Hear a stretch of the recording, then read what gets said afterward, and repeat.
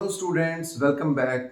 तो हम लोग कर रहे हैं क्लास 9th के हिस्ट्री का chapter number 2, socialism in Europe and Russian revolution. तो सोशलिज्म तक पहुंचने की कहानी, उससे पहले मैंने आपको पहली वीडियो में बोला था कि हम नेक्स्ट वीडियो में शुरू करेंगे और समझेंगे कि अलग अलग जो विचारधारा थी, डिफरेंट विजन्स और ideology which were there in the European society, what were they and what is the difference between them. After French Revolution which has already opened the opportunity or the possibility of changes in the society. France की क्रांति ने किस तरीके से Europe के सभी देशों के सभी लोगों के सामने एक एग्जाम्पल सेट किया कि समाज में बदलाव संभव है। जब इस तरह का बदलाव लोगों ने देखा तो यूरोपियन सोसाइटी में अलग अलग विचारों के लोग, विचारधारा के लोग जो है उभर के सामने आए और अलग अलग विचारों को वो फॉलो करने लगे। तो देखिए, उस समय का जो समाज था, यूरोपियन जो सोसाइटी थी, फ्रांसीसी क्रांति के बाद का जो समाज था, उसमें यूरोपियन सोसाइटी में मोटे तौर पर 3 तरह के विचारों वाले लोग थे। So broadly if we classify, there were 3 different types of ideological और vision were there in the society. What were those visions? Some people were liberals by their idea. They were called liberals. Those people who were liberal by their idea, they were called liberals. There are other group of people, they were radicals by their ideas. So the people who were much more liberal and they were much more advanced in comparison to the liberals, they started to be called as radicals.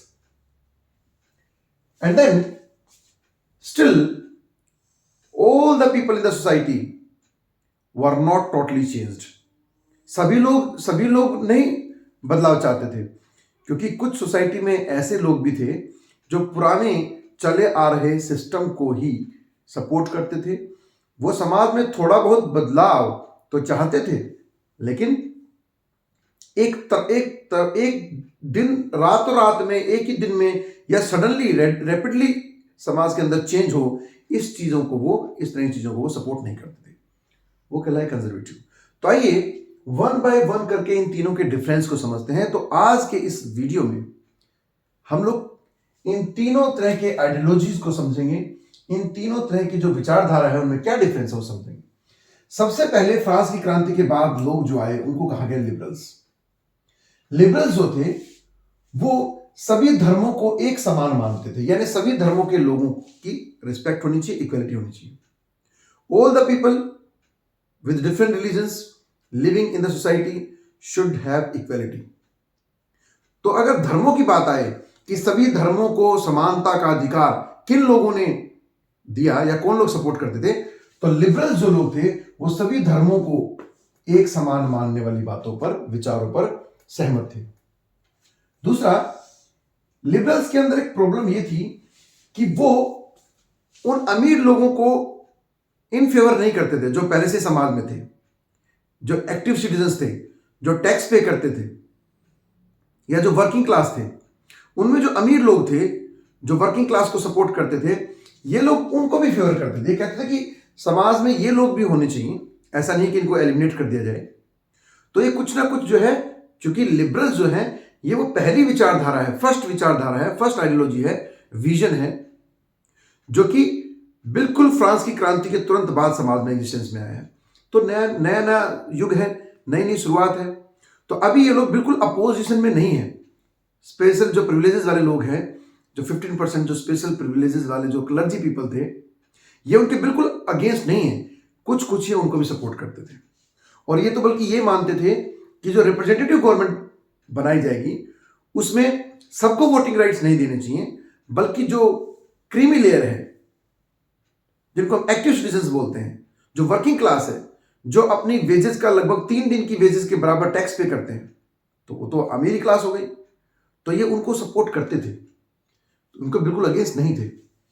तो liberals जो थे, they favoured active citizens, means they did not oppose the people who were enjoying special privileges. तो उन्होंने special privileges वाले लोगों को oppose तो नहीं किया, लेकिन उनको भी समाज में रिप्रेजेंटेशन देने के लिए सपोर्ट किया।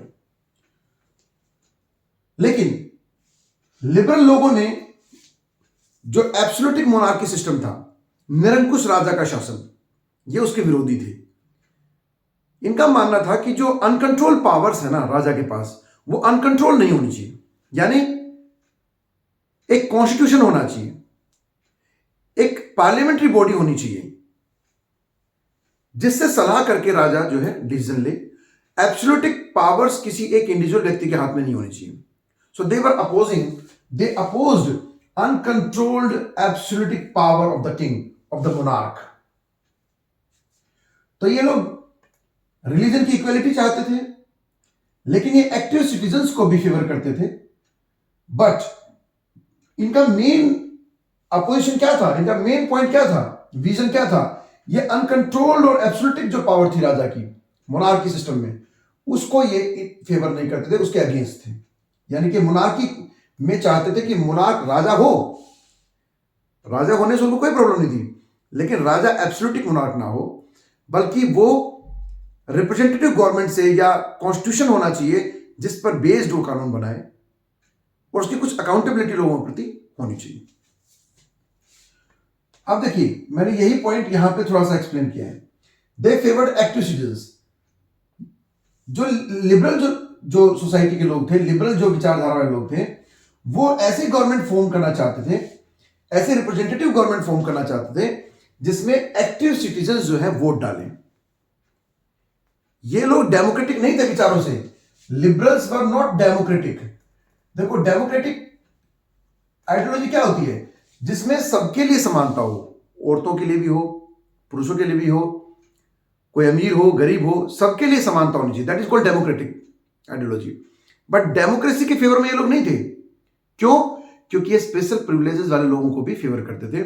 और ये तो लिबरल तो ये चाहते थे कि जो रिप्रेजेंटेटिव गवर्नमेंट बने, वो जो सोसाइटी का हायर क्लास है, हायर क्लास के जो लोग हैं, जो बड़े बड़े बिजनेसमैन हैं, जो लैंडलॉर्ड्स हैं, जनता उन्हीं को चुने और वही लोग फिर सरकार बनाए, और राजा की एब्सोल्यूटिक पावर थोड़ी कम हो। तो इस तरह के विचार ये लोग एक्टिव सिटीजन्स को सिर्फ जो है सपोर्ट करते थे वोटिंग के लिए। ये इनको they did not believe universal adult franchising. जैसे आज हमारे देश में यूनिवर्सल एडल्ट फ्रेंचाइजी है, irrespective of your gender, irrespective of caste, religion और status of the society, everyone has voting right. So they did not believe in this universal adult franchising. Liberals जो थे, ये सबके लिए एक समान वोटिंग राइट्स के फेवर में नहीं थे। ये तो सिर्फ एक्टिव सिटीजन्स को जो है वोटिंग के लिए प्रमोट करते थे। तो इनका दो मेन पॉइंट थे लिबरल्स के। नंबर वन, सभी रिलीजन्स को इक्वल समझा जाए और राजा की एब्सोल्यूटिक पावर को कम किया जाए। और तीसरा जो बेसिक पॉइंट था वो ये क्या था कि ये एक्टिव सिटीजन्स को रिप्रेजेंटेटिव गवर्नमेंट में आने के लिए प्रमोट करते थे। अब लेकिन इससे आगे जब लोगों के विचार, लोग जब और ज्यादा एडवांस हुए, और ज्यादा जब चिंतनीय हुए, इंटेलेक्चुअल हुए, एजुकेशन स्प्रेड हुई, तो जब बदलाव हुए, तो इससे आगे के जो ग्रुप, इससे आगे जो नए विचारों वाले लोग आए, उनको कहा गया रेडिकल्स। अब वो लिबरल्स से थोड़े आगे थे। लिबरल्स तो सिर्फ एक्टिव सिटीजन्स के वोटिंग राइट्स को फेवर करते थे, लेकिन रेडिकल्स जो थे, they were democrats by their ideas. Democrats means they believed and favoured women suffragette movement. ये वुमेन सफ्रागेट मूवमेंट ये इंपॉर्टेंट टर्म है। इसका क्या मतलब है? देखिए, औरतों को फ्रांस की क्रांति के बाद भी इक्वेलिटी नहीं दी गई थी। हालांकि women also played important role. They supported the male faction during the French revolution, and they also carried out many movements and strikes, protests. But after French Revolution, since these liberals and conservatives, they were dominating the society at that time, and radicals were not dominating at that time. France की तुरंत क्रांति के बाद जो तुरंत का समय था, उसमें रेडिकल्स विचारों वाले लोगों की ज्यादा डोमिनेंस नहीं था। तो इसलिए वुमेन्स को जो राइट नहीं दिए गए थे लिबरल्स के द्वारा, ये रेडिकल्स अब वुमेन्स को भी इक्वेलिटी के लिए प्रमोट करते थे, फेवर करते थे। इसलिए रेडिकल्स जो थे वो डेमोक्रेटिक थे अपने विचारों से, जबकि लिबरल्स जो थे वो डेमोक्रेटिक विचारों से को नहीं मानते थे। अब देखिए, लिबरल्स और रेडिकल्स में एक बहुत ही मेजर डिफरेंस क्या है कि ये लोग सिर्फ एक्टिव सिटीजन्स कौन थे? जो अच्छा खासा पैसा कमाने वाले लोग थे, यानी स्पेशल प्रिविलेज वाले लोग भी उसमें आ गए। तो ये उस रईस तबका, जो अमीर लोग थे, जो जिनकी कमाई थी, इनकम सोर्सेज थे, जो लगभग 3 दिन की अपनी वेजेस या अपनी इनकम को एज ए टैक्स पे कर सकते हैं। तो वेल टू डू जो फैमिलीज थी, ये उनको जो है वोटिंग राइट दिलाना चाहते थे, ना कि सभी गरीब लोगों को। जो व्यक्ति अनएम्प्लॉयड है, जो बहुत कम पैसा कमाते हैं, ये उनको रिप्रेजेंटेशन नहीं देना चाहते थे, वुमेन को ये रिप्रेजेंटेशन नहीं देना चाहते थे। जबकि रेडिकल्स में क्या डिफरेंस था? ये तो मेजोरिटी बेस्ड सोसाइटी को रिप्रेजेंटेशन देना चाहते थे। मेजोरिटी में कौन थे? गरीब लोग थे। यानी ये अब एक्टिव सिटीजन्स को ना करके मेजोरिटी गवर्नमेंट को रिप्रेजेंटेशन में लाना चाहते थे, और मेजोरिटी में कौन थे? गरीब लोग। यानी कि ये लोग गरीबों को सपोर्ट करते थे। और बैकवर्ड क्लासेस, बैकवर्ड में कौन आ गया? वुमेन्स को आप समझ सकते हैं। जो पिछड़ा वर्ग था, वुमेन और पुअर क्लास, ये उनको भी रिप्रेजेंटेशन में लाना चाहते थे। यानी ये चाहते थे कि समाज के जितने भी ग्रुप्स हैं, चाहे वो रिलीजियस ग्रुप हों, चाहे वो बहुत ही पुअर बिलो पॉवर्टी लाइन लोग हों, या बैकवर्ड जैसे कि वुमेन हो या और कोई बैकवर्ड क्लास हो, ये सबको इक्वल रिप्रेजेंटेशन देना चाहते थे। So that's why they were democratic by their ideas. Radicals were more democratic by their ideas. So they favoured universal adult franchise and they wanted majority based representation. देखिए, अगर ये point कभी आता है कि ये कौन लोग चाहते थे, तो रेडिकल्स चाहते थे मेजॉरिटी बेस्ड रिप्रेजेंटेशन, जबकि लिबरल्स चाहते थे एक्टिव सिटीजन्स रिप्रेजेंटेशन। वुमेन को अगर सपोर्ट करने की बात है तो वुमेन्स को रेडिकल्स ने सपोर्ट किया। सफरेगेट मूवमेंट को अगर सपोर्ट करने की बात है तो रेडिकल्स ने सफरेगेट मूवमेंट को सपोर्ट किया, लिबरल्स उसको सपोर्ट नहीं किया।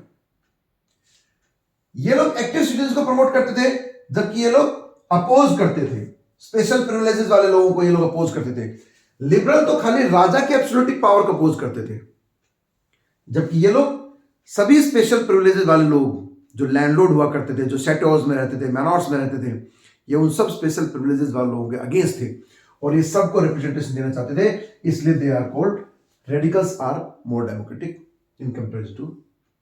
अब इन दोनों के विचारों को नहीं मानने वाले लोग, जो पहले से ही समाज में चले आ रहे सिस्टम को फॉलो करना चाहते थे, राजा महाराजा होने चाहिए, और जो पुराने समय से जो सिस्टम चला रहा है, लैंडलॉर्ड्स हैं, उनके खेतों में किसान काम कर रहे हैं, उनके काम के बदले में उनको जो भी मुनासिब दिहाड़ी मजदूरी वो दी जा रही है। चर्च है, चर्च का अपना कंट्रोल है रिलीजन पे, वो भी टैक्स लेती है। उधर किंग के अपने खुद का एक टैक्सेशन सिस्टम है। तो ये लोग कंजर्वेटिव जो थे, यानी कि ये जो पुराने सिस्टम को ही जो कंटिन्यू रखना चाहते थे, ये वो लोग हैं। They were opposing both liberals and radicals. ये तो इन दोनों के अगेंस्ट थे। ये कहते थे कि ये कुछ इनकी बुद्धि खराब हो गई है, ऐसा समाज को बदला नहीं जा सकता जो हजारों सालों से जिस सिस्टम को हम फॉलो कर रहे हैं, वेल सेटल्ड सिस्टम है, सब चीजें ठीक चल रही हैं, सोसाइटी में सब अपने अपने काम कर रहे हैं, राजा अपना काम कर रहा है, क्लर्जी अपना काम कर रही है। तो ये लोग प्रमोट करते थे कि जो प्राचीन समय से जो व्यवस्थाएं चली आ रही हैं वो ऐसे की ऐसे बनी रहनी चाहिए। लेकिन अब चूंकि फ्रांस की क्रांति के बाद ये इनको भी रियलाइज हो गया था कि देखो, कुछ चेंजेस तो इनएविटेबल हैं। यानी कि हम मानते हैं कि निरंकुश जो राजा का शासन है वो कुछ ज्यादा ही एब्सोल्यूटिक है, तो उसमें कुछ बदलाव हो सकते हैं। यानी कि वो थोड़ा बहुत बदलाव करके पुराने सिस्टम को ही जो है कैरी ऑन करना चाहते थे। तो इस तरह के लोग जो थोड़े बहुत बदलाव करके पुराने ही सिस्टम को जो है अपने सोशल और पॉलिटिकल सिस्टम को कंटिन्यू रखना चाहते थे, उन्हें कहा गया कंजर्वेटिव। तो ये तो सबसे प्राचीन विचारों वाले लोग थे। उसके बाद आए लिबरल्स, उसके बाद आए रेडिकल्स। तो फ्रेंड्स, आज के इस वीडियो में हमने समझ लिया है कि लिबरल्स, रेडिकल्स और कंजर्वेटिव्स में क्या डिफरेंस है। इससे रिलेटेड बहुत इंपॉर्टेंट क्वेश्चंस बन जाते हैं। लिबरल्स के किसी भी एक पॉइंट को लिख देंगे और पूछेंगे कि बताइए ये वाली विचारधारा किसकी थी, रेडिकल्स की थी, लिबरल्स की थी, कंजर्वेटिव्स की थी, या किसकी थी।